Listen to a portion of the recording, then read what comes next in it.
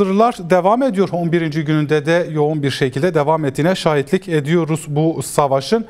Bir önemli gelişme aşaması da ABD'nin bombardımanı oldu. Resmen bu savaşa dahil olduğu anlamına da geliyor. Belki buna dair yorumunuzu, bir yandan da küresel alanda bu saldırıya tepkileri de göz önünde bulundurduğumuzda nasıl okumamız gerekiyor? Çok cılız tepkilerle karşılaştık. Bu bir nevi bir onama mı bu saldırılara? Nükleer mesele dediğiniz zaman birçok ülkenin politikası diken üzerinde, bıçak sırtında yürüyor. O açıdan nükleer mesele bütün dünya için hayati olarak görülüyor. Aslında şöyle söyleyebiliriz.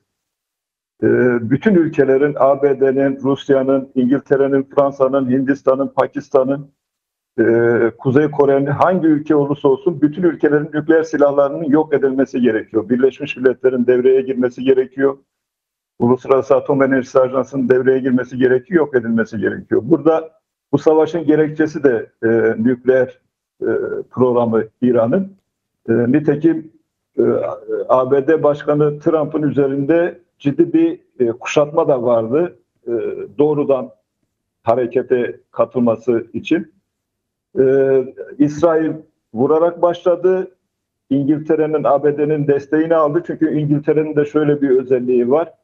1953 darbesini hatırlarsak operasyonu Ajax darbesinden sonra 1979'da İran'da ABD ile birlikte çıkarılmıştı. Dolayısıyla hem ABD'nin hem İran'ın İngiltere'nin bir kuyruk acısı vardı. Bu iki ülke Almanya'nın da yeni dönemde büyük oranda tekrar silahlanma, tekrar eski gücüne, askeri gücünü, hegemonik gücünü kullanma hevesi söz konusu. Almanya'nın da desteği söz konusu.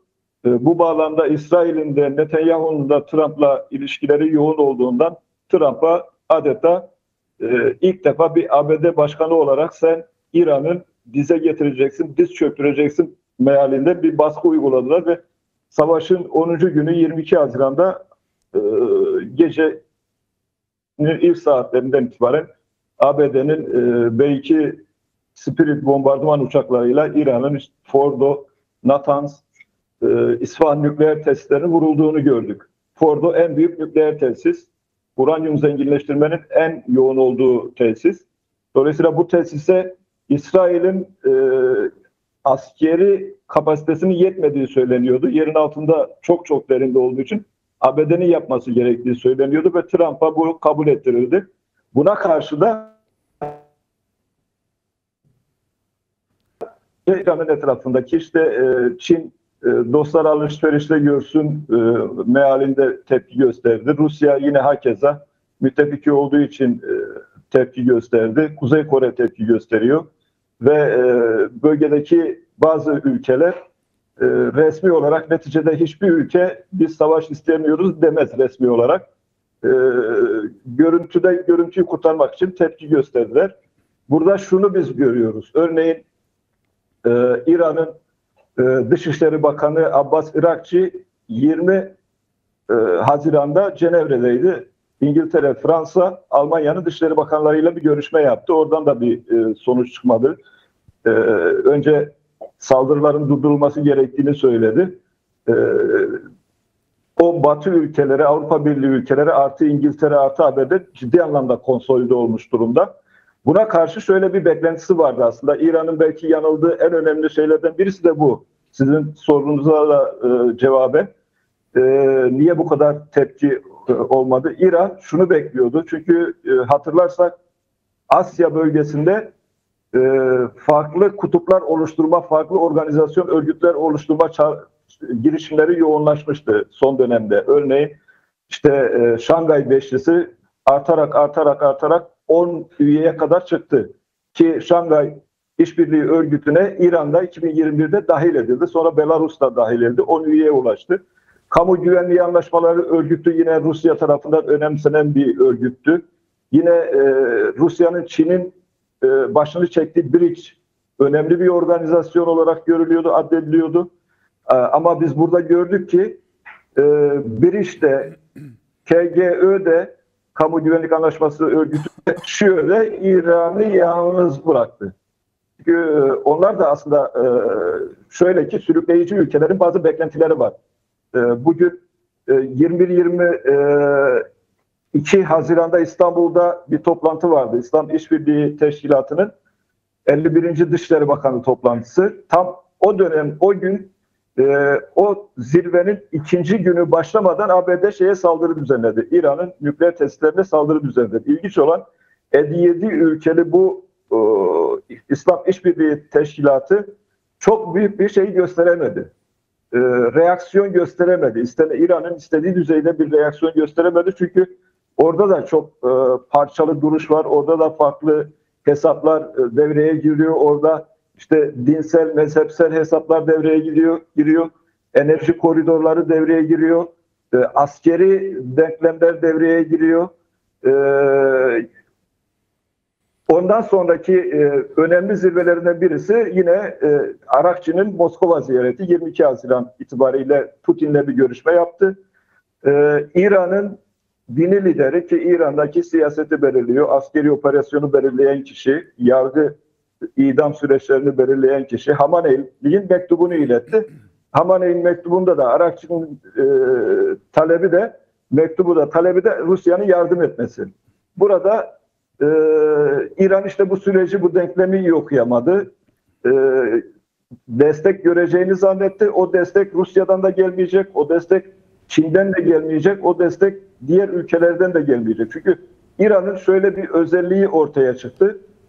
Yani İran nasıl bir ülke? İkinci Kiros'un Med İmparatorluğu'na son verip kurduğu Ahameniş İmparatorluk devamı bir gelenekten geliyor. Baktığınız zaman son dönemdeki İran içindeki yozlaşma, yoksullaştırma, gasp, ekonomik alanlarının ordu ve mollalar tarafından gaspı ciddi anlamda bir çürüme yaratmıştı İran'da.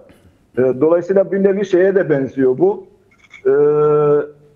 Büyük İskender'in 3. Darius'la Hatay Efrin bölgesinde yaşadığı savaş sonrası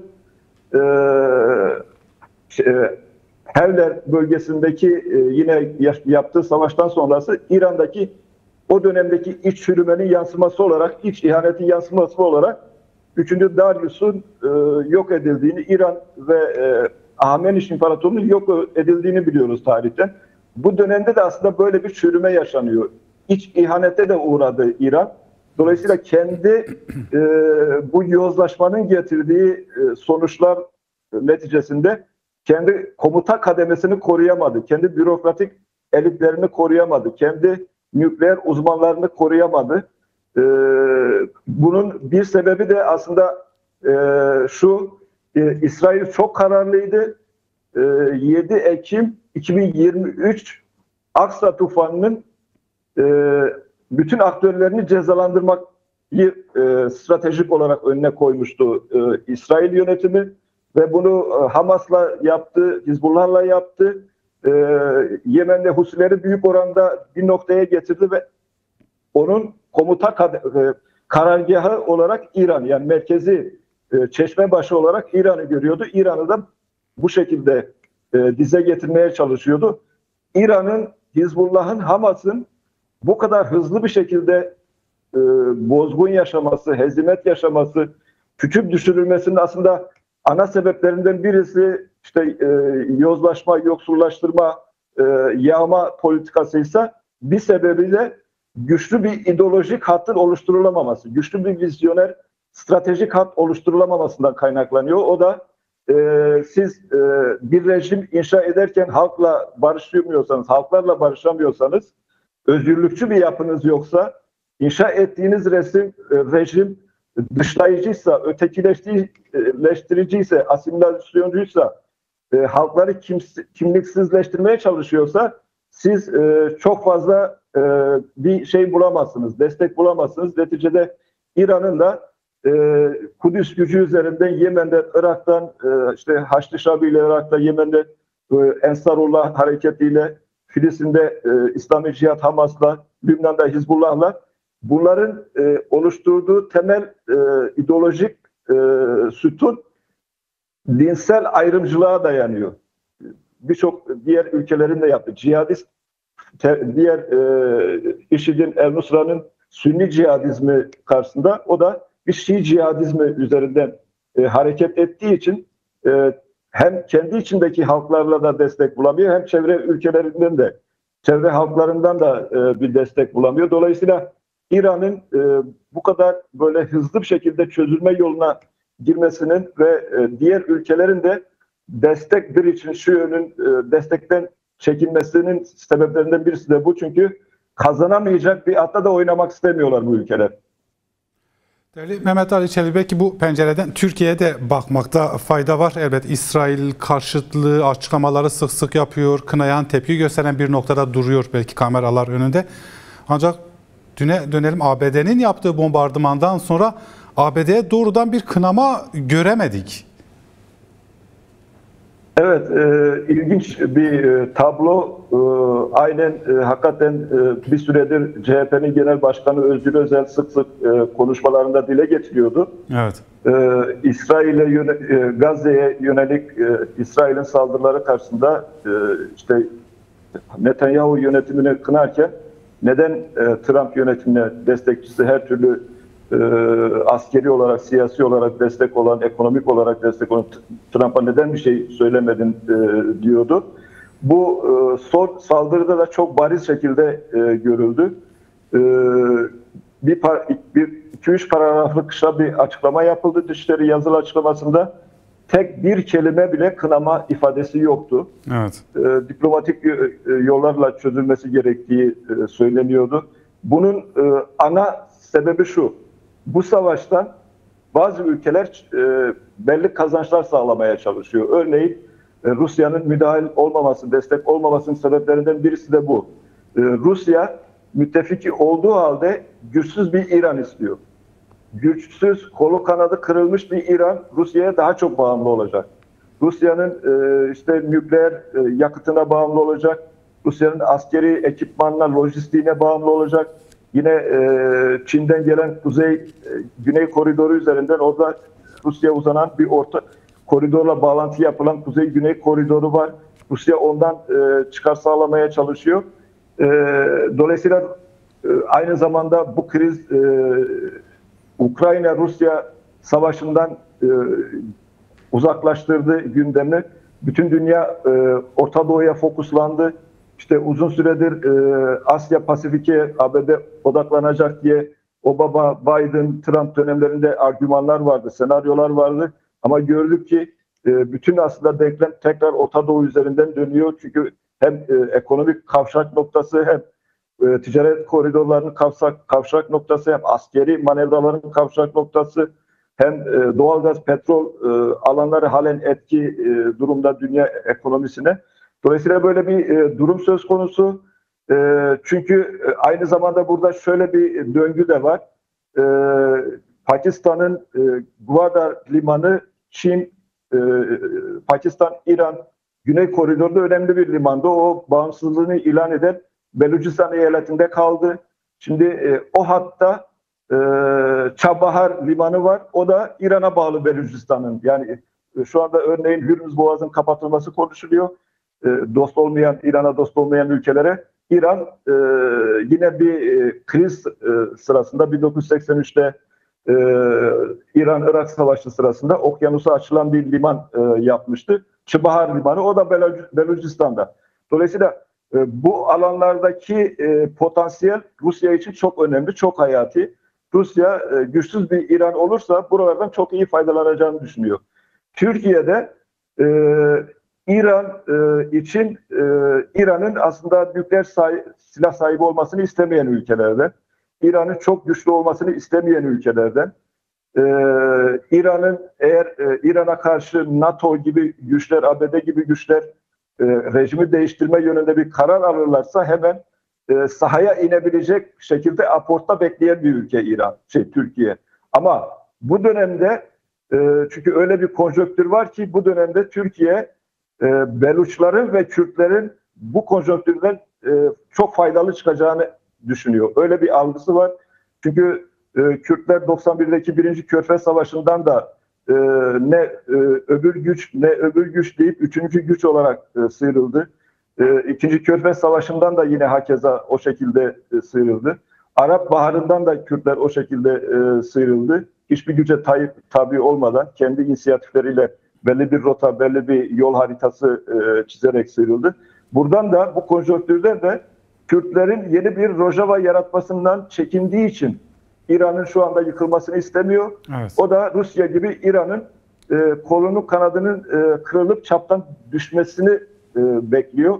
İran'ın dolayısıyla bu anlamda Türkiye biraz ortada gibi duruyor. Bu anlamda çok sert Trump yönetimine karşı tavır alamıyor. Neticede Trump'la da görüşmek istiyorlar. Ama sonuç itibariyle görünen tablo şu ki İran saydığımız gerekçelerle, saydığımız parametreler ışığında direnç noktalarını bir kaybediyor. Çünkü halkları küstürdü, halklarla duygudaşlığı kaybetti. Ruhen halklarla ciddi anlamda kopuş yaşadı. Kürtlerle, Beluşlarla, Huzistan, Ahvaz Araplarıyla kopuşlar yaşattı. Dolayısıyla bağışıklık sistemi İran'ın belki çökmedi ama çökmeye yakın durumda şu anda.